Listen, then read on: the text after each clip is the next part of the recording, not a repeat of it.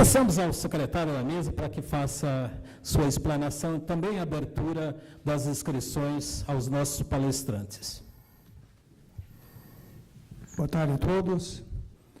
É um prazer ouvir pessoas gabaritadas no assunto. E eu queria rapidamente quebrar aqui o protocolo e saudar o vice-presidente da nossa federação, a Federação dos Contabilistas do Estado do Paraná, Paulino, que chegou agora há pouco, juntamente com o tesoureiro da nossa federação, as minhas saudações. Queria também fazer uma deferência especial ao nosso presidente Sérgio Bútiga pela iniciativa de reunir esse seminário tão importante e fundamental para nós sindicalistas, desse momento de fazermos esse debate importante para todos nós. Parabenizar também nossos palestrantes e fazer também uma deferência especial a Zilmara, que participou no dia 25 de abril do seminário do TST, e para quem viu a sua brilhante participação, eu queria te dar o parabéns, realmente colocações importantíssimas. Então, vamos às perguntas. Eu pediria para que as perguntas sejam objetivas, para que possamos agilizar os nossos trabalhos aqui da sequência. O primeiro, então, seria o nosso presidente, Sérgio Bútiga. Por favor, Sérgio. Doutor Guinter, o doutor Gilmara, nos últimos anos, nós temos ouvido e discutido muito a questão do enquadramento sindical. O movimento sindical no Brasil, eu diria até dos últimos 10 anos, tem discutido muito qual é que é a estrutura sindical que nós queremos. Os sindicatos, como um todo, né, e as centrais também, como um todo, discutiram muito essa questão.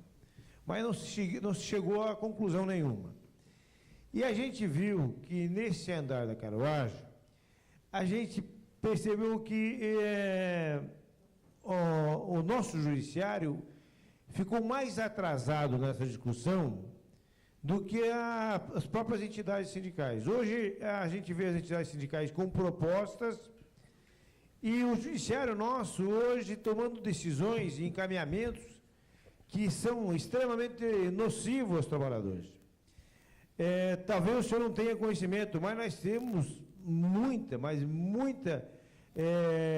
problema com o enquadramento, não só na área metalúrgica, mas também aqui o Ari falou, na área do comércio, em diversas áreas. Como se defendia, nos últimos 15 anos se defende a pluralidade sindical, ou algumas camadas sociais defendem, ou quem sabe até o poder econômico defende, e o movimento sindical não concluiu isso como um caminho a ser seguido, a gente vê que a pluralidade tem sido imposta pelo judiciário da maneira dele. E isso tem sido nocivo para nós. Os metalúrgicos da Grande Curitiba, por exemplo, recentemente tiveram uma decisão aqui de que a Caterpillar, uma empresa que é de máquinas, né, uma decisão absurda de que a empresa, porque a maior parte do tempo do trabalhador que trabalha com máquina, ele trabalha em cima de um chassi de máquina, ele faz parte de um sindicato de chassi. O judiciário não entende o que é mais enquadramento, não sabe o que é enquadramento, né? Porque não sabe discernir o que é uma categoria e o que é uma representação, ou nós temos que pensar em algo totalmente diferente do que está acontecendo aí. Nós temos só na área metalúrgica mais de 100 empresas que hoje não seguem os metalúrgicos, não seguem, primeiro porque acham que o metalúrgico aqui no Paraná é muito radical, mas é a questão da representação. E isso faz com que, logicamente, ela tenha um ganho com isso no mercado.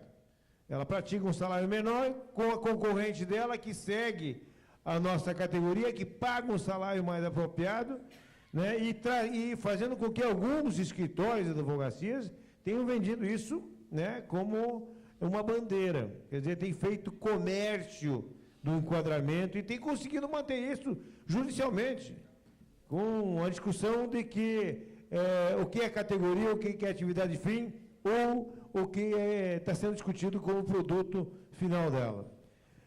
essa questão, acho que nós precisamos definir, não só junto ao Judiciário, eu acho que o Ministério do Trabalho tem que definir qual é que é o enquadramento das entidades sindicais, para que a gente não fique na mão dos interditos. Você não pode representar um trabalhador, quer dizer, um trabalhador que vai estar brigando lá numa Caterpillar não pode mais ter o sindicato metalúrgico lá, porque senão vai pagar 50 mil reais por dia. Nós não podemos entregar um jornal com o trabalhador, fazer uma assembleia em Ponifá, porque não vai pagar 50 mil reais por dia. Como é que se organiza um trabalhador? Né? Se você fala de terceiros, ainda é pior ainda. Nós falamos aqui do exemplo da Volkswagen, né? Onde tivemos aqui algumas assembleias para discutir a categoria preponderante, para discutir a atividade de fins, e que tivemos interdito porque nós não podemos instalar. Isso está fazendo com que o movimento sindical no Brasil fique realmente engessado em posições extremamente retrógradas. Nós estamos vivendo um momento que podemos perder uma oportunidade de realmente ter uma legislação mais moderna e uma relação mais moderna. Não estamos tendo isso. A gente vê que, se não se passou a pluralidade, está se impondo ela da maneira que interessa às categorias econômicas, não ao movimento sindical. A ideia nossa da discussão do enquadramento, ela é extremamente importante e oportuna para que a gente busque o caminho. E eu acho que é isso que a gente quer.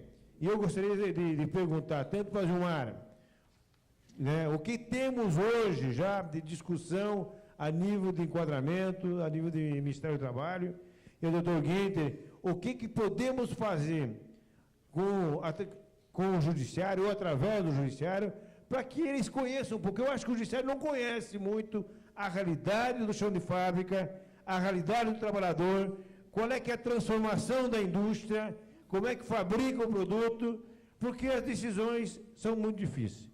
Eu queria saber da Gilmara e do Dr. Guinter o que podemos fazer para contribuir nessa discussão, onde a gente tenha não privilégios de algumas empresas, para que, se tiver que se enquadrar todos, tem que ter um enquadramento só, em detrimento a outros. Porque, de repente, se você avança na negociação com uma empresa, ela começa a pagar um salário melhor, a outra, uma concorrente que se estabelece e tem um jeitinho mais esperto de algum advogado, de repente pode manter uma condição muito mais favorável que aquela empresa que está dando melhores condições de trabalho.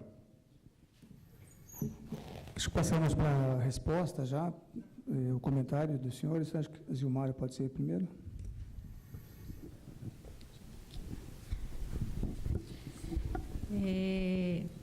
Dentro do que a gente tem hoje, há uma proposta que foi entregue para as centrais sindicais pelo Ministério do Trabalho de alteração do regramento de concessão de registro sindical. Então, seria a alteração da portaria 186. Nessa proposta que foi entregue, o que dispõe o artigo 14 dessa proposta é de que a Secretaria de Relações de Trabalho organizará uma tabela de categorias que contenham as categorias que guardam consonância com a definição legal para fins de organização sindical.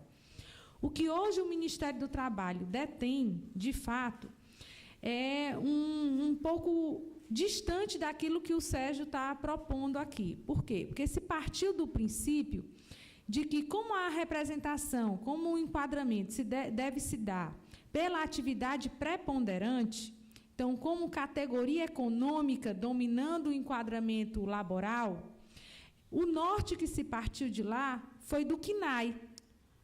Então, foi da codificação das atividades econômicas, e que o CNAE, agora, recentemente, o 2.1, ele veio acrescentar como codificação das atividades econômicas um leque absurdo. Se você parte de um CNAE para construir um enquadramento sindical, você vai ter uma fragmentação da representação de uma forma absurda. Se você olhar hoje o CNAE do setor metalúrgico, que é o seu caso, se você olhar o CNAE do comércio, o comércio, na questão de CNAE, ele está dividido por produto. Então, poderia vir até um sindicato dos trabalhadores no comércio material de construção, outro material de loja, outro material de lingerie. Então, aí você vai ter um universo de possibilidades de representação de uma forma totalmente fragmentada. Então, um alerta ao movimento sindical é que, se você for fazer, eu entendo que o correto, né, nessa questão de construção de tabela de categoria, ela deveria ser revés, ela deveria partir do anexo do 577, que foi aquele que condensa todo o histórico da representação sindical, que veio à época que a comissão de enquadramento funcionava, na sua construção. Se pega o 577, do 577 para cá, vamos verificar como é que a realidade sindical se comportou. Aí você pega o 577 e atualiza o 577 mediante discussão por ramo e não discussão com central. Eu acho que está errado nessa questão da tabela de categoria, está sendo discutida em nível de central sindical. A central sindical, pela Lei 11.648, ela veio para outro fim. Ela não veio com o fim de entender a realidade tão específica de cada categoria. A realidade específica de categoria, quem conhece é sindicato. A central, ela tem a visão geral do movimento. A central, ela deve vir como assessoria nessas discussões para poder chegar a uma concordância global, a uma visão global do movimento sindical. Então, eu entendo que deveria ser revés, deveria partir do 577, sim. O papel que tem que ser olhado é de que, querendo ou não, funcionando ou não, nós temos uma organização sindical que deve primar pela unicidade sindical, uma unicidade sindical que é pautada na representação por categoria, categoria essa que realmente não tem uma definição concreta, não há definição concreta para a categoria, e essa definição concreta ela deve partir dos interessados, da base, para poder se construir. Então, eu acho que o movimento sindical, por ramo, deveria se organizar e apresentar ao Ministério do Trabalho uma proposta daquilo que ele entende que é a tabela ideal para a vida. Tabela essa que a gente sabe que vai ter que ficar sujeita a alterações constantes. A gente acabou de citar aqui, há menos de um mês saiu uma legislação que altera a representação sindical. Essa representação sindical, estando dentro de uma tabela, dentro de uma codificação, nós vamos evitar o quê? Hoje nós temos diversas formas de dizer que representamos os mesmos trabalhadores. Eu brinco e dizia muito assim, que eu recebi um processo de registro sindical quando estava lá no Ministério, que era assim: quero representar os trabalhadores da indústria do conhecimento do Ceará, na minha terra. Eu digo, cearense é bicho criativo, né? Eu vou já perguntar para ele o que é que ele quer dizer com representação da indústria do conhecimento. Oficia. Aí vem o retorno dizendo assim, não, nós queremos representar todos os professores, coordenadores. Eu falo sério, cearense, não pode ser desse jeito. Então, a categoria, enquanto o conceito de categoria, ele estiver sendo trabalhado de forma textual, criatividade é o que não falta a gente. Então, você tem hoje uma unicidade falsa. É uma falsa unicidade. Hoje o movimento sindical está ficando desacreditado na sociedade, por quê? Porque ele está tendo muito mais que trabalhar na defesa da sua própria representação, na sua autoafirmação enquanto entidade sindical, em detrimento de estar defendendo aquela categoria para a qual ele foi constituído. Por conta que as disputas sindicais estão tomando tanto porte, tanto tempo do movimento sindical, que isso é o que é noticiado, é o que é falado, e não os verdadeiros avanços que o movimento sindical tem feito. Então, tem que se dar um basta, Sérgio, nisso, tem que, de fato, tomar uma posição. Não dá para a categoria ser descrita de forma textual. Eu falo sem medo, que em diversos setores não há unicidade, porque se você pegar montagem industrial você fala, montagem industrial é metalúrgico. Ah, é? Vai lá na construção, está todinho, todo mundo com montagem industrial. Você pega a questão de concessionárias, que foi aqui citado. Concessionária é metalúrgico ou é comércio? Ele tem a parte da reparação do veículo e tem a parte da venda do carro. Ele é o quê? Então, quando você para analisar, o que o movimento sindical hoje está fazendo é de, ao não discutir e não apresentar uma proposta clara daquilo que ele entende e é competente para tal, que são aquelas pessoas que mais conhecem como é que deve se dar essa representação coletiva, enquanto ficar inerte, outros virão a fazer. Aí você vai dar para quem? Vai dar para o judiciário, que ao remeter para o judiciário, ao judicializar uma disputa de lide sindical, de representação sindical, segue um rito onde o Ministério do Trabalho é chamado como parte, um rito onde você não tem condições de instruir, de conhecer bem o processo, e termina tendo decisões, de fato, distantes daquilo que é real, do que é vivido pela categoria. Então, eu acredito que tem que ter, sim, aí uma atuação das centrais sindicais, aí caberá às centrais sindicais uma organização desse movimento para que se apresente uma atualização desse quadro, e não um quadro de atividades econômicas, mas muito mais pautado no reflexo do setor laboral. A emenda constitucional 45 remeteu para a Justiça do Trabalho por entender que é apropriado, porque tem conhecimento de causa para poder melhor julgar, mas não está sendo dado elemento suficiente para que a Justiça do Trabalho possa, de fato, decidir com clareza e conhecimento que só vocês têm. Só vocês têm.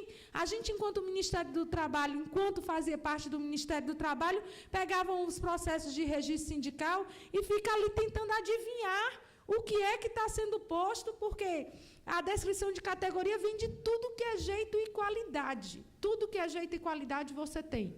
Então, é complicado quando você trabalha com um sistema que aqueles a quem foi dado competência para definir terminam delegando para o poder público, ora Ministério Público, ora Ministério do Trabalho, ora Justiça do Trabalho, algo que só vocês, de fato, podem conhecer e podem decidir. Então, eu sou defensora da tese de que deve, sim, ter enquadramento sindical, mas um autoenquadramento sindical promovido por uma proposta vinda de vocês para o Estado, onde o Estado normatize aquilo como um entendimento único, como um quadro, de fato, de enquadramento sindical, e que esse quadro tenha possibilidades de atualizações para acompanhar o dinamismo das relações de trabalho. Nós temos aí um movimento dentro do comércio que, se você parar para olhar, Neusaldo, a gente vê, hoje o comércio está se dando muito mais de forma online, digital, com compras coletivas pela internet, você recebe via postal, do que com aquele comércio tradicional. Então, tem que se adaptar e não é reserva de mercado. Quando a gente fala isso, muitos sindicalistas patronais dizem assim, vocês querem fazer a reserva de mercado dos comerciários, vocês querem fazer... Não é reserva de mercado, é que dentro do dinamismo de como essas relações são travadas, tem que haver, necessariamente, um modelo de atualização, mas que preserve a relação original. Sob pena de você ficar à mercê da escolha do patronato para saber, hoje eu vou negociar com esse. Não, esse está cobrando muito, piso salarial muito alto, é muito combativo, me faz greve. Tchau, vou negociar com outro. Não pode haver essa alternativa, não pode haver essa alternativa. Enquanto tiver brecha no enquadramento sindical, para que haja escolha de com quem vai negociar, nós não vamos ter avanços reais na negociação coletiva.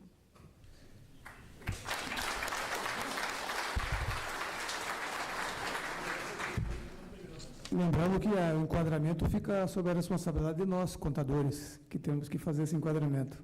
Dr. Guinter.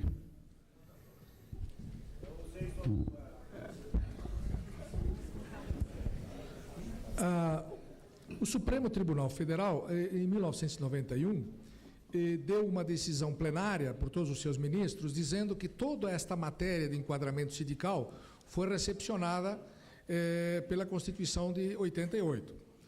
Portanto, na linha daquilo que a Zilmar estava falando, eu penso que o ideal seria, nessa questão de enquadramento sindical, que se trabalhasse, na verdade, o anexo do artigo 577. Por uma série de razões. A primeira delas é de ordem prática, de fato, né? Porque para dar um norte de exatamente como esse enquadramento sindical continua existindo depois de 88, quando desapareceu a Comissão de Enquadramento Sindical do Ministério do Trabalho.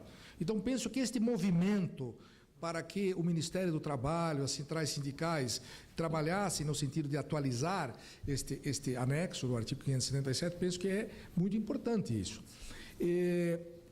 Para sinalizar aos juízes, porque vejam, antigamente, como é que funcionava o sistema? Quando o juiz tinha dúvidas sobre isso, não sei se o ministro Castilho chegou a examinar uma questão dessa, mas quando a gente tinha dúvidas, eu sou daqueles juízes antigos ainda antes de 88, né?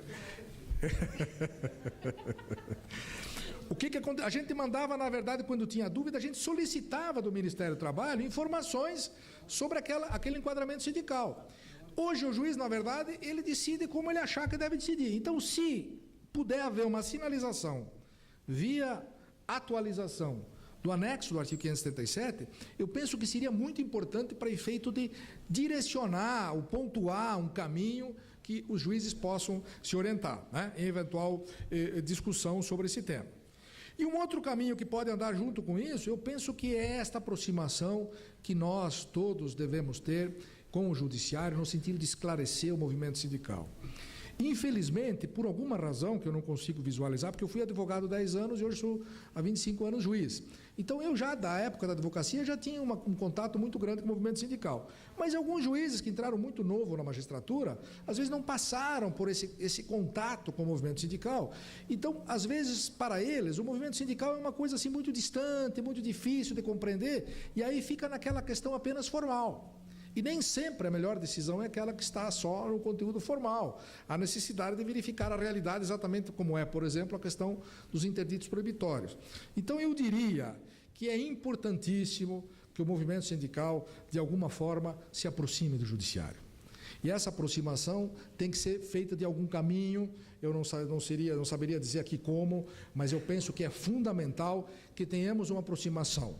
Porque, vejam, se a gente observar agora nos últimos meses, nos últimos anos, o Ministério Público tem tido uma atitude, muitas vezes, muito mais agressiva em relação ao movimento sindical do que os próprios judiciários. Então, a não aproximação do movimento sindical com o Poder Judiciário levará, talvez, o Ministério Público a ter mais credibilidade nas suas questões do que o próprio sindicalismo. E, com todo o respeito, nem sempre o Ministério Público tem razão. Nem sempre o Ministério Público tem razão. Pode ter em algumas questões, mas em algumas questões o Ministério Público pode estar equivocado. E para que isso seja levado ao Poder Judiciário, eu penso que o movimento sindical tem que se valer de todas as possibilidades. Nessas questões, por exemplo, de enquadramento sindical, aqui está me ocorrendo uma coisa agora. Por que não pedirmos um levantamento num caso de enquadramento sindical, um levantamento pericial para que seja investigado na realidade da fábrica, do local, o que exatamente está se fazendo lá. Tem a possibilidade de se utilizar esse artigo que o ministro Arnaldo Susequinde, um dos criadores da CLT, ele invoca sempre o 581, parágrafo 2º da CLT, onde diz o que é atividade preponderante, embora não esteja localizado no capítulo do enquadramento sindical, está localizado no capítulo da contribuição sindical. E está lá uma definição do que é atividade preponderante, e que diz assim: entende-se por atividade preponderante o que caracterizar a unidade do produto, operação ou objetivo final, para cuja obtenção todas as demais atividades convirjam exclusivamente em regime de conexão funcional. É uma complicação essa frase, mas está lá na lei, e daí o ministro Susequinde disse: haverá atividade preponderante se todos os estabelecimentos ou setores da empresa operarem integrados e exclusivamente para a obtenção de determinado bem ou serviço. Nessa questão do exemplo aí, por exemplo, o que faz uma indústria de trator, que fabrica tratores? Tudo está convergindo para fabricar o trator. Ou não? Então, parece-me que é essencial que tenhamos uma preocupação em sensibilizar, essa é a palavra, sensibilizar o Poder Judiciário para as questões sindicais coletivas. Porque o grande problema do Judiciário, o ministro Castilho já falou isso muitas e muitas vezes, o grande problema nosso é a preocupação com o indivíduo e não com o coletivo. A preocupação é resolver questões específicas e não questões que envolvam um princípio de solidariedade. E não há nada mais solidário do que o movimento sindical. Porque a preocupação do dirigente sindical não é para resolver o problema dele, é para resolver o problema da categoria, dos trabalhadores que estão envolvidos naquele problema. Então, nós temos aí uma área de desenvolvimento do direito coletivo que os senhores é que vão fazer, não são os juízes. Porque os juízes não movimentam o processo, quem movimenta o processo são os senhores. Os juízes, eles decidem, mas a decisão deles está sujeita a outras e outras e outras e outras. Então, os senhores e senhoras é que vão criar o direito coletivo através das suas postulações. E penso que o enquadramento sindical, nesses dois movimentos, como aquele sugerido pela Zilmara, de fazer uma perspectiva, um caminho lá pelo Ministério do Trabalho, que possa ser uma atualização do 577, do anexo do 577, e, no movimento concomitante, traduzir perante o judiciário as dificuldades do enquadramento através de perícias, fotografias, visitas ao juiz, ou seja, o sindicato tem que fazer aquilo que os patrões fazem, tem que visitar o juiz, conversar com o juiz, verificar, apresentar, porque este não é só o papel do advogado, o advogado sozinho não pode fazer milagre, né, doutor Lapo? Pode. Eu, pelo menos na minha época, nunca fiz milagre, não sei se o senhor já está conseguindo fazer. Mas o dirigente sindical, penso que ele deve se dirigir ao judiciário para explicar a importância daquela decisão, as dificuldades. Veja, isso faz parte de um processo democrático. Isso faz parte de um processo democrático. Ninguém vai lá comprar o juiz. O que se vai fazer é argumentar ao juiz e dizer que o sindicato tem razão. Mas não dizer assim, dizer através de fundamentos. E penso que este é o grande caminho, não só para essa questão, mas para a questão dos interditos proibitórios. Eu tive numa reunião a semana passada, retrasada, em João Pessoa, eu estava reunindo lá uma coletividade grande de sindicalistas, e eles me perguntaram assim, mas o pessoal vai lá falar com o juiz com o interdito proibitório. E por que os senhores não vão falar com o juiz? Mas a gente tem receio de falar com o juiz. Bom, aí se tem receio de falar com o juiz, quem chega lá e diz que a greve está acontecendo, que vai trazer problema para a cidade, que vai impedir os alunos de ir para a escola, que vai trazer algazarra e tal, o juiz dá a liminar. E o sindicato não fala nada. Quando nem a greve existiu, existem muitos e muitos interditos proibitórios que são dados sem sequer a Assembleia Geral de Paralisação. Porque não se manifesta a vontade do sindicato perante a vontade de uma atividade econômica que muitas vezes ela é extremamente poderosa no sentido de antecipar-se a questões que podem eventualmente trazer conflitos. É isso, presidente.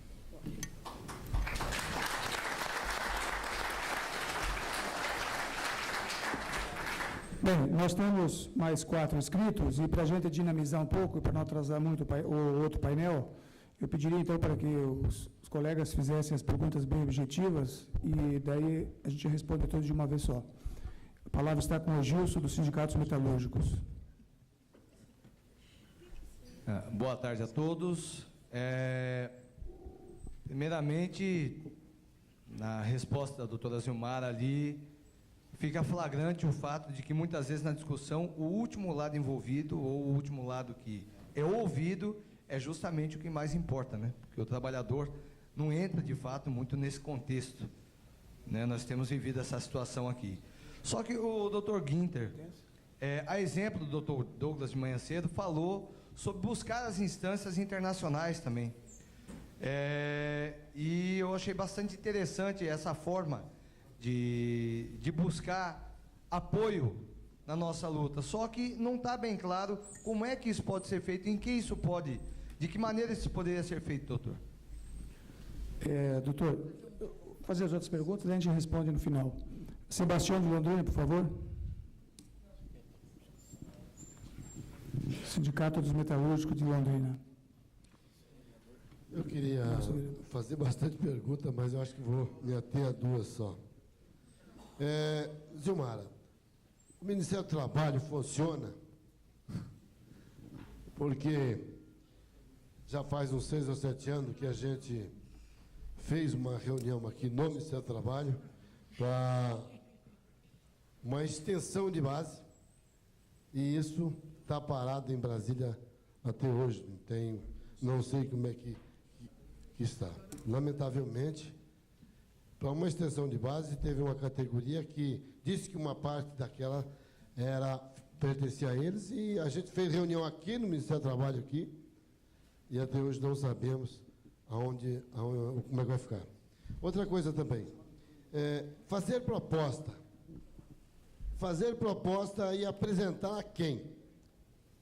Uma proposta de enquadramento sindical, uma proposta para resolver essa situação que nós estamos discutindo aqui.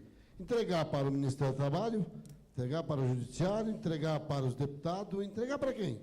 Porque a gente já faz, acho que já faz muitos anos que a Central Sindical, inclusive a Central Sindical Força Sindical, fez um trabalho e apresentou, há tempo atrás, no conselho, né, aquele conselho foi criado, né, e que até hoje não temos nada daquilo, parece que foi feito só para 14 ou 19 categorias, a senhora deve lembrar disso. E a gente não é que o movimento sindical está parado, esperando as coisas acontecer, é que a gente faz as coisas e não tem para onde entregar, não tem para onde, o que fazer. Essa é uma das situações, eu teria mais, mas eu vou parar por aqui, porque tem muitas coisas que eu queria perguntar, mas acho que essas duas estão. Obrigado. A última pergunta, então, o Wilson Bill. Bem, a doutora Zilmara falou, e o doutor Ginter falou no assunto, inclusive o senhor Ari Osvaldo também tocou no assunto, é a questão de concessionária, que nos aflige também. Existe na questão da portaria 3520 de 1985, que até hoje não sabe onde foi parar. A concessionária é um caso à parte.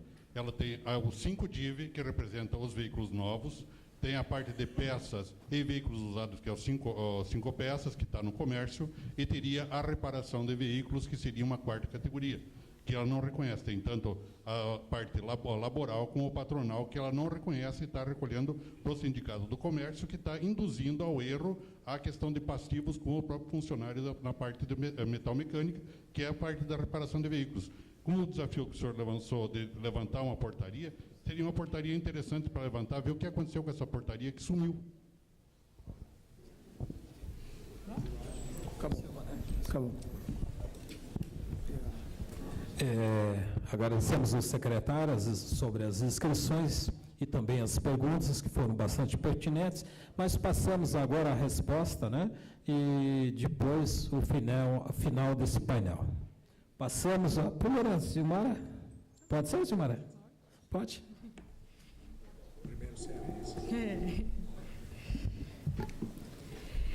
De todas as falas que a gente escuta aqui, eu gostaria só de fazer uma ressalva quando o Ginter falou de que o ministro Luciano é unanimidade dentro da magistratura. Eu digo que não é só dentro da magistratura. E digo isso por conta da profunda admiração que tenho pela atuação dele, tanto como magistrado, como pessoa preocupada com os movimentos sociais. Logo que chegamos lá no Ministério do Trabalho, o ministro Luciano estava na função de ministro corregedor.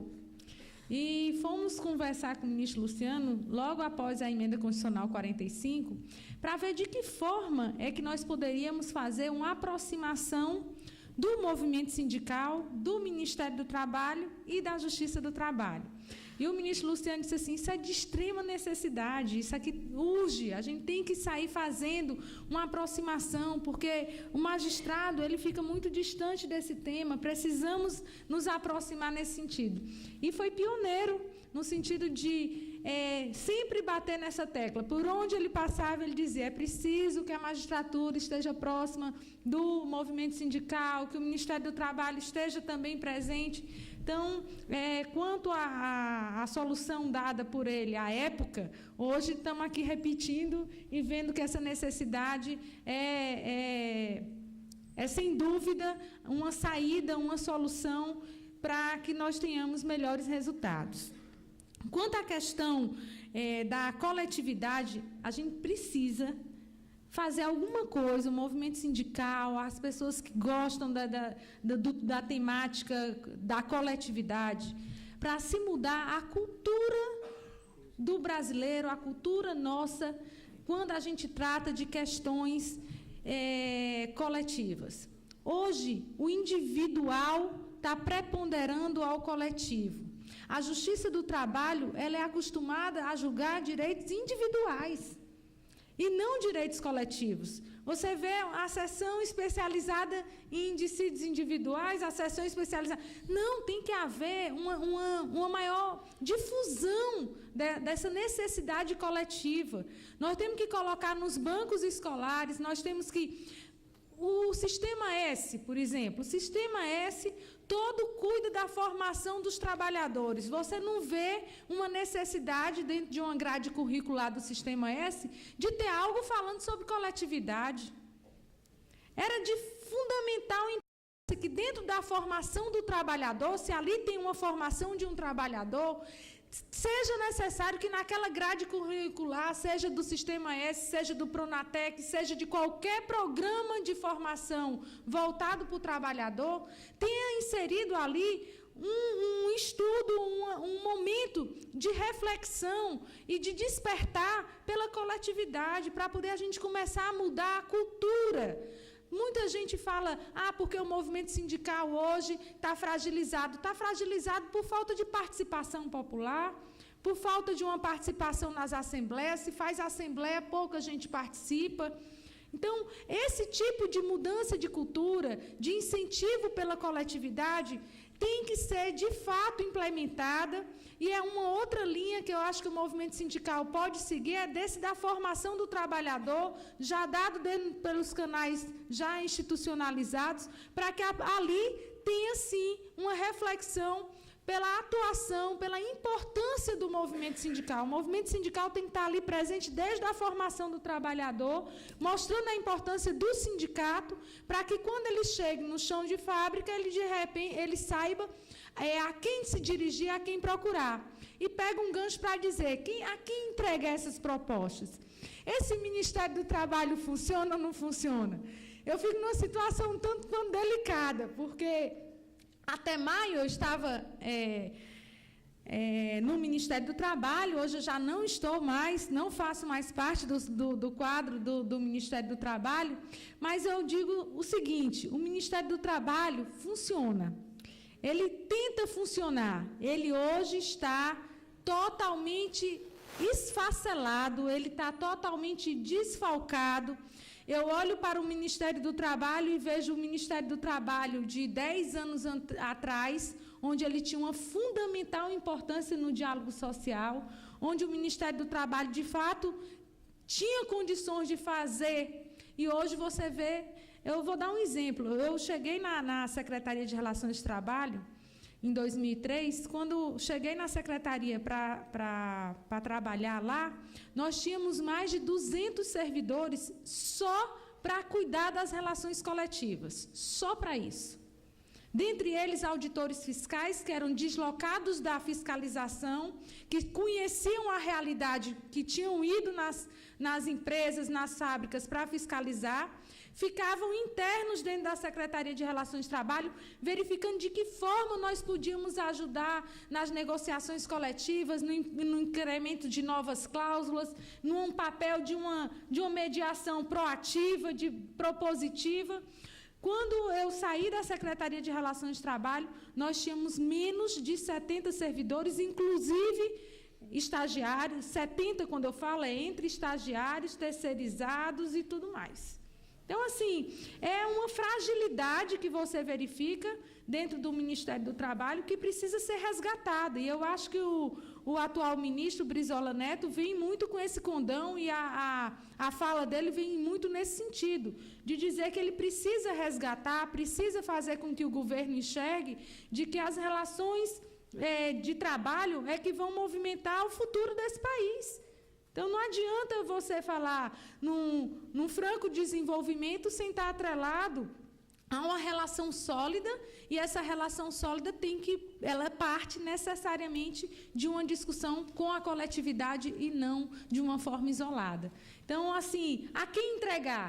Eu entendo que dentro das competências, para a questão de negociação coletiva, como cabe ao Ministério do Trabalho fazer o depósito e registro dos acordos e convenções coletivas, Como cabe ao Ministério do Trabalho o zelo pela unicidade sindical no ato da concessão de novos registros de alterações estatutárias.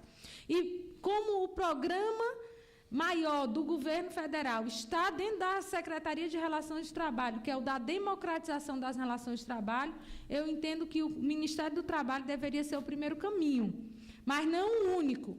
Eu acho que tem que ser feita uma proposta setorial, por ramo, a gente tem que verificar de que forma faz e colocar a boca no trombone, é ir para carro de som, como vocês sabem muito bem fazer, e só vocês sabem como pressionar para que algo seja resolvido. Então, é colocar no Ministério do Trabalho, é colocar junto ao Congresso Nacional, é colocar junto à Presidência da República, vamos atacar por todas as esferas, no sentido de fazer com que a preocupação de vocês sejam, de fato, aquela que é da defesa da categoria para a qual vocês estão, e não numa defesa de uma organização sindical que hoje está caótica.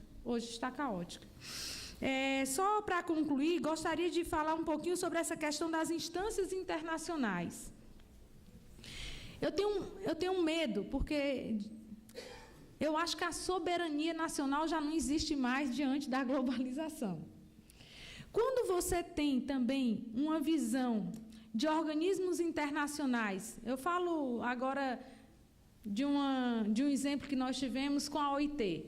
A OIT, quando a gente ratificou a Convenção 151, que tratava da negociação coletiva no setor público, ela diz, olha, eu vou ter que ratificar, vou aceitar o depósito dessa convenção aqui, mas tem uma ressalva, a ressalva de que vocês não têm a liberdade sindical estabelecida no Ministério do Trabalho. Eu tenho a ressalva de que vocês ainda têm a unicidade sindical e a contribuição sindical obrigatória, e que, por essa razão, eu não entendo que vocês cumpram integralmente os preceitos aqui defendidos por essa organização internacional. Então, a busca por organismos internacionais, ela é válida, sem dúvida, no sentido de trazer pressões. Mas é necessário de que nessa busca a organismos internacionais para o fiel cumprimento daquilo que vocês defendem, seja muito bem explicitado que aqui se tem um outro regime, um outro formato de organização sindical e de relações de trabalho sendo desenvolvidas no âmbito coletivo, no âmbito dos sindicatos. Sob pena de, chega lá, um interdito proibitório é um cerceamento à liberdade sindical. Mas vocês também têm a contribuição sindical, que eu entendo que é como... E fica um diz uma coisa, o outro diz a outra, e termina que a efetividade disso é pouca.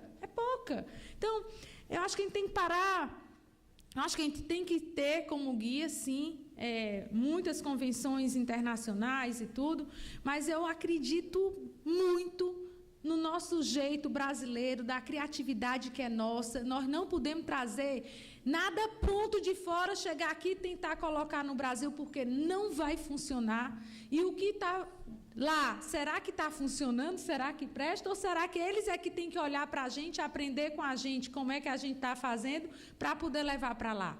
Então, eu acredito muito no jeito brasileiro de fazer as coisas, acredito muito. E por acreditar muito nisso, eu acho que a gente tem que fazer, sim, a busca pelos organismos internacionais, mas fazendo com que o olhar deles se volte para a gente, não a gente só voltar para o deles. Tem que ser uma coisa de mão dupla, tem que ser uma via de mão dupla, sob pena da gente não ter efetividade nessas tratativas.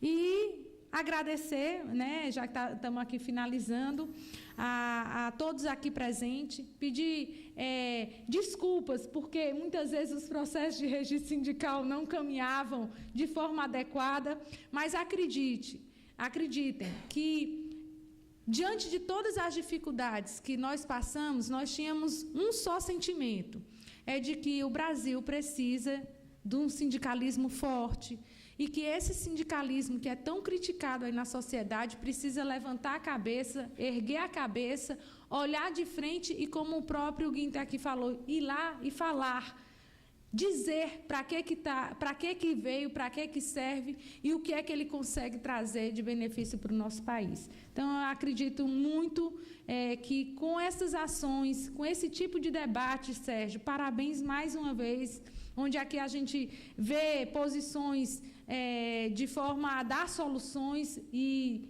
conversadas, dialogadas, a gente vai conseguir chegar a um país melhor, sem dúvida. Muito obrigada.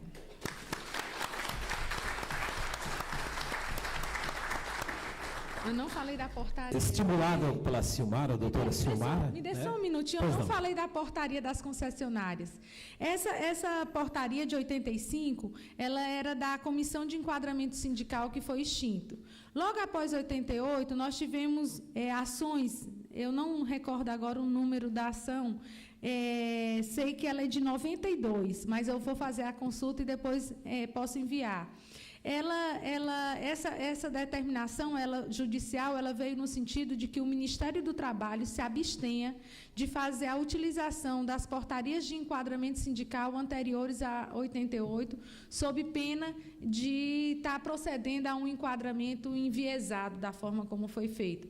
E a de concessionárias, recentemente, foi objeto de um grupo de estudo na Secretaria de Relações de Trabalho, que culminou com a elaboração de uma nota técnica. Acredito que, pedindo lá uma cópia dessa nota técnica, você vai ter um apanhado. Isso que eu estou falando está nessa nota técnica. Agradecemos a doutora Silmara, né? Mas pedimos que ela continue na mesa. Estimulado por ela, eu acho que a justificativa do atraso é válida, né? Principalmente quando nós temos dois palestrantes tão importantes e que não é sempre que a gente ouve a doutora Silmara, mas também a gente tem ouvido o doutor Guinter. Então, é importante, e quando há perguntas, a gente tem que atrasar mesmo. Me desculpe a coordenação, já estão me puxando a orelha ali, batendo no relógio, mas eu acho que é justificável. Com a palavra, doutor Guinter. Sobre essa questão ainda do enquadramento sindical, lógico, nós não podemos imaginar que o papel do Ministério do Trabalho seja um papel legislativo, um papel que vá compelir os sindicatos a adotarem aquilo. Penso que o Ministério do Trabalho ele poderia servir como um órgão agregador dessa atualização deste anexo do artigo 577, que, na verdade, na época tinha um caráter vinculativo para os juízes, né? E hoje não tem mais. Mas ele tem um papel indicativo importante, até porque a quantidade de entidades sindicais que nós temos hoje são 17 mil, se não me engano, 18 mil? 15 mil. Então, veja, são 15 mil sindicatos e isto gerando ações judiciais e dificuldades, etc.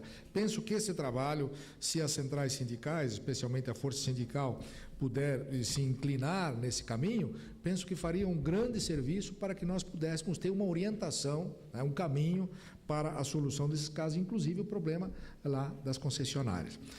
Eu vou só me deter numa questão que penso que é interessante apresentar alguns argumentos, essa questão internacional. Lógico, eu concordo com a doutora Silmara, na verdade nós não poderíamos fazer recurso aos órgãos internacionais antes de esgotado o caminho nacional para a solução das questões internas.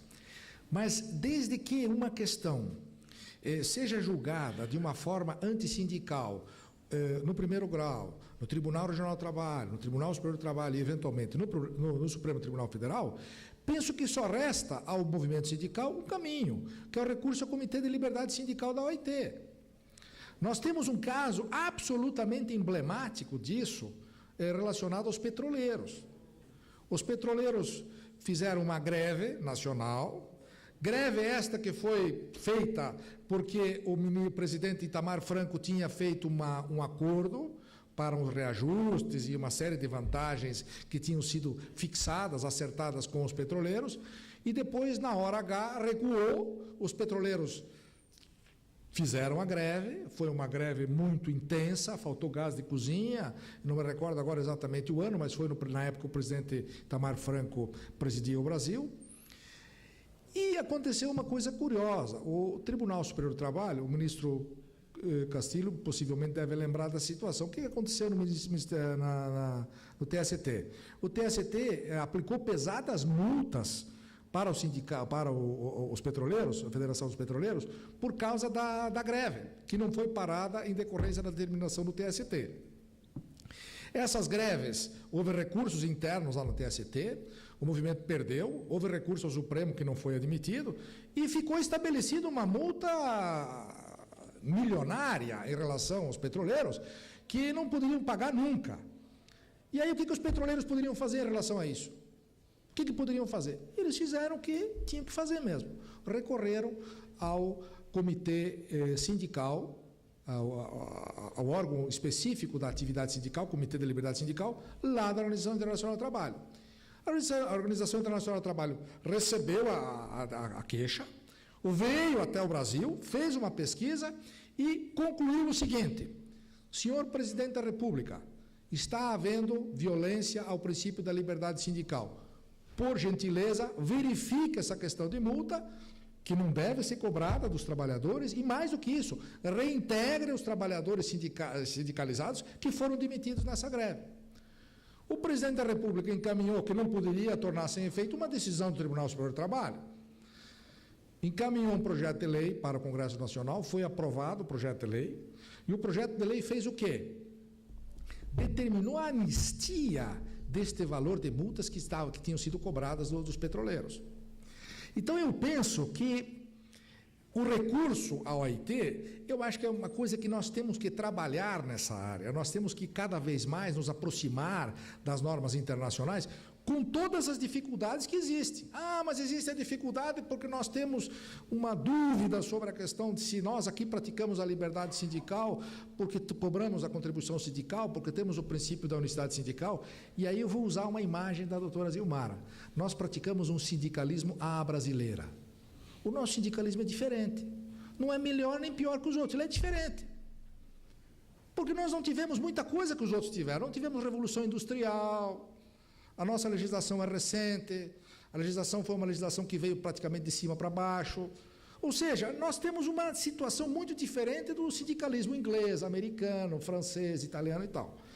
E por isso, nós temos que ser criativos, ter a nossa criatividade, sim, mas não nos esquecermos que existem situações limite onde o único recurso possível e viável é o recurso à Organização Internacional do Trabalho. E agora, as convenções da OIT, elas valem mais do que a lei.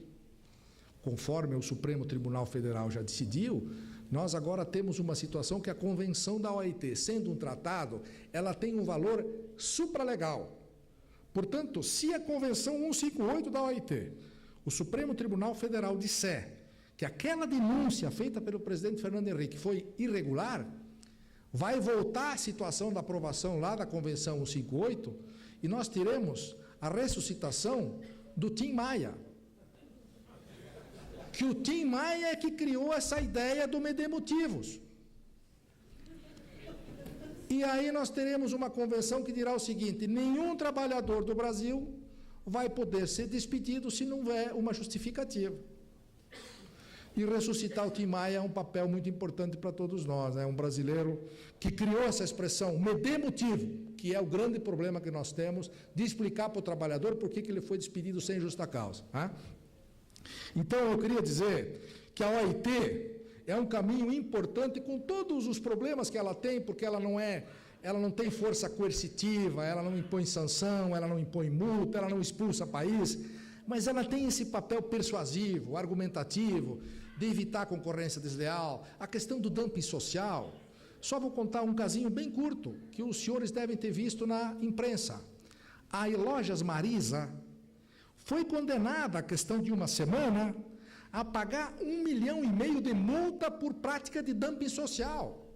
Porque no momento que ela não paga hora extra, que ela não permite intervalo, ela está fazendo concorrência desleal com as outras empresas. Vejam que é um argumento diferente. Eu não sei se isso vai prevalecer no futuro, lá no TST, lá no Supremo, mas o fato é que se abre um caminho de debate, de discussão. E, aliás, naquele evento de Brasília, ministro Castilho, está lá. Isso aí já foi previsto naquele enunciado lá de Brasília, que o ministro Castilho fez uma belíssima conferência na abertura daquele evento lá da Anamatra. Então, eu gostaria de dizer que, para mim, foi muito gratificante poder ter participado disso. Penso que o ideal seria que pudéssemos ouvi-los mais, mas teremos outras oportunidades, evidentemente, para poder conversar com os amigos, companheiros do sindicalismo e dizer que nós somos sensíveis àquilo que os senhores nos dizem, né? E que essa conversa toda, penso que ela vai frutificar, mas é preciso que insistamos nisso. Não podemos... E eu aqui sou um torcedor sofredor, sou Paraná Clube, né? Portanto, um time... Ó, essa risada, ministro, foi muito simbólica, hein?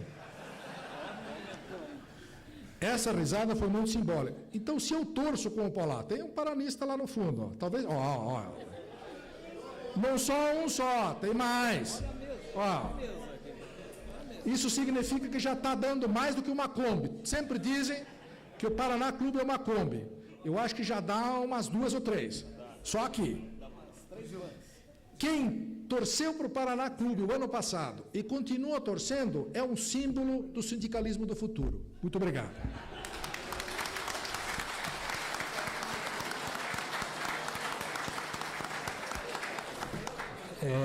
Mas como eu havia falado, né, eu acho que é gratificante a gente ouvir e não ter pressa para terminar, né? Principalmente quando a gente ouve o doutor Guinter, doutora Silmara, e até como sugestão, vamos levar para dentro dos sindicatos também essas discussões, né? Porque foi dito aqui que o judiciário tem que ir até a empresa, até a loja, até o chão de fábrica, mas nós também temos que fazer o nosso papel. Não adianta a gente ficar cobrando. Nós temos que convidar o Poder Judiciário. Me lembro muito bem, nós tínhamos um juiz falecido, doutor Roberto Dalla Barba. Faleceu, inclusive, num acidente de trânsito com uma moto. Ele era motoqueiro nos finais de semana.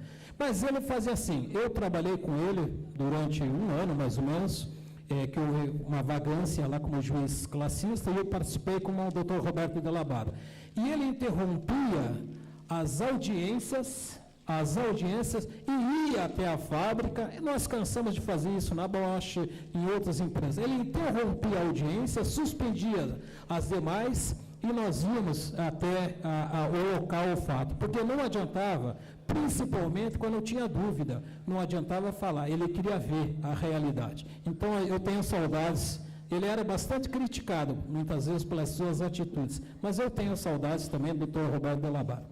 Eu ia sair triste daqui se não ouvisse um poema que normalmente o Dr. Guinter recita a todos. Mas hoje eu saio contente, eu saio feliz, porque ele lembrou uma música onde existe um poema que é do Dr. Tim. Então, uma salva de palma mais uma vez o nosso palestrante e agradecer a presença de todos.